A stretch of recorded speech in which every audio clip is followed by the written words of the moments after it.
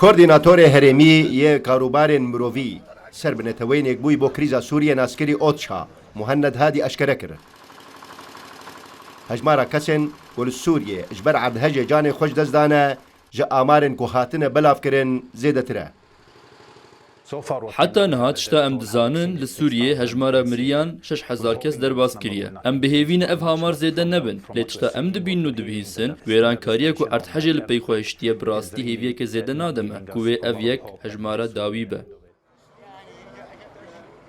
لگور نتوینێک بووی بەری عەردهەجە 6 سباتا 2023 li Bakurê Rojavayê Sûriyê pîwîstiya 4 milyon û 100,000 kesî bi alîkariyên mirovî hebû.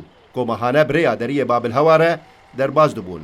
Lê niha bi gotina koordînatorê Otça bo krîza Sûriyê amar û pîwîstî derbasî warekî din bûne. We need $400 million.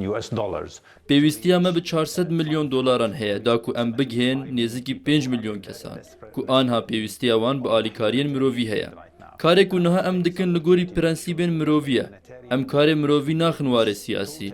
Hemû netewe û pêk hate wek hevin. Em fokusê tenê dixin ser pêwîstiyên xelkê bê siyaset. Li gor berpirsên Otça heta niha wan zêdeyî 120 berhilgirên alîkariyên mirovî birêya deriyên Sînorî re yên hevbeş li gel Tirkiyê derbasî navçeyên erdhejê li Bakurê Rojavayê Sûriyê kirine. Li dema di rojên bê de wê alîkariyên wan berdewam zêde bibin. Loloxan Rûdaw